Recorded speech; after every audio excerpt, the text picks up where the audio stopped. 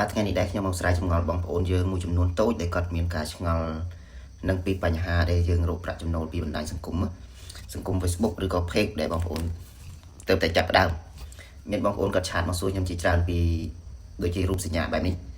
រូបសញ្ញានេះគាត់សួរខ្ញុំថាបងអូនចេញមកអញ្ចឹងគេឲ្យរកលុយឲ្យមែនអញ្ចឹងបញ្ជាក់ប្រាប់បងប្អូនថាគឺចេញសញ្ញាបែបនេះគឺគេអត់តន់ឲ្យបងប្អូនរកលុយទេបើចេញសញ្ញាបែបនេះគេដាក់ថា set up ខាងក្រោយយ៉ាងនេះកន្លែងហ្នឹងគឺគេឲ្យយើងចូលទៅ set up រៀបចំបញ្ជីរៀបចំកងធនាគារអីក្នុងហ្នឹងអាហ្នឹងបានគេបើកឲ្យយើងរកលុយបានដល់ពេលដែលយើងចូលរៀបចំហើយវាលោតតម្រង់មកបែបនេះមួយទៀតនេះតម្រង់បែបនេះទៅជាតម្រង់ដែលយើងអាចទទួលប្រាក់ចំណូលពី Facebook Page ដែលយើងធ្វើទាំងអស់គ្នាគឺតម្រង់វាចេញមកអញ្ចឹងហើយបងប្អូនចូលទៅមើលទាំងអស់គ្នា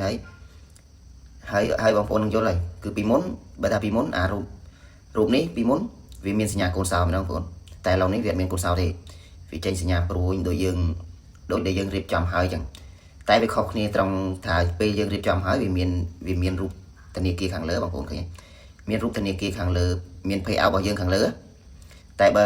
រូបសញ្ញាមួយនេះគឺវាអត់ទាន់មានរូបធនាគារមានអីទេព្រោះយើងអត់ទាន់បានរៀបចំអីរួចរាល់បងប្អូនអញ្ចឹងកន្លែងហ្នឹងសង្ឃឹមថាបងប្អូននឹងយល់ហើយខ្ញុំក៏មិនអ្នកចេះដឹងអីជ្រៅជ្រែកអីដែរបងប្អូនគ្រាន់តែខ្ញុំជួបខ្ញុំធ្វើមកខ្ញុំជួបអញ្ចឹងខ្ញុំឃើញប៉ុណ្ណឹងខ្ញុំដឹងប៉ុណ្ណឹងខ្ញុំក៏ចែករំលែកបានតែប៉ុណ្ណឹងអរគុណ